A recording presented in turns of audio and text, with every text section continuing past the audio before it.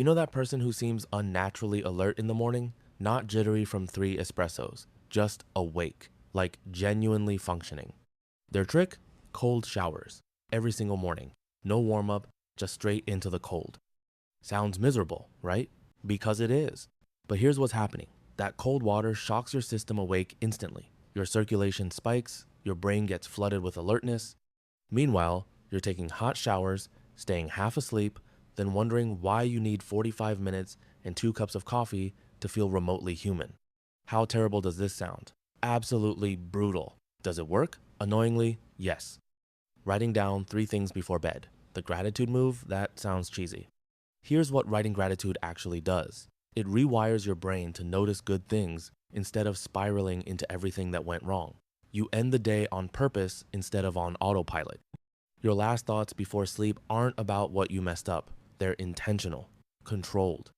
How cheesy is this? Uncomfortably. Does it shift your mindset more than you want to believe? Moving your body first thing, not later when you're motivated.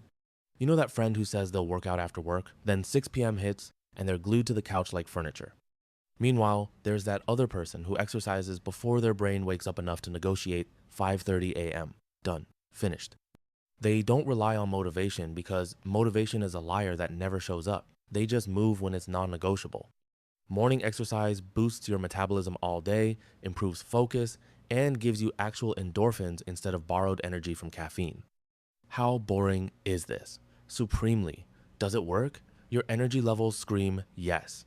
Putting your phone in another room while you sleep. Some people treat their phone like a security blanket. It's the last thing they see, the first thing they grab at 6 a.m. Their morning starts with emails, messages, and other people's problems. Meanwhile, boring people leave their phone in another room, kitchen, bathroom, wherever, just not next to their bed. They use an actual alarm clock like it's 2003. Result? They wake up to themselves, not to notifications, to their own thoughts first. When you're doom scrolling before your brain is even conscious, they're already in control of their morning.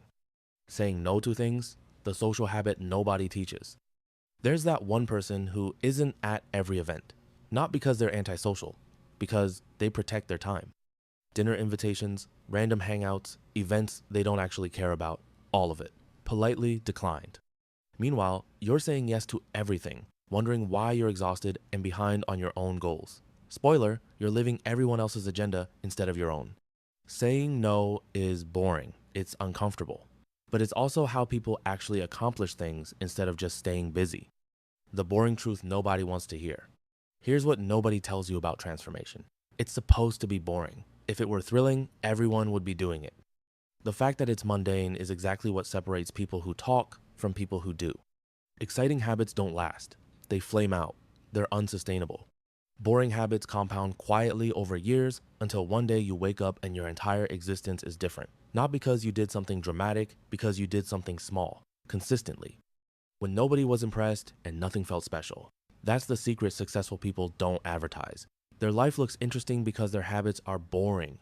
If this made you realize you've been chasing dopamine instead of discipline, good. Now you know what actually works.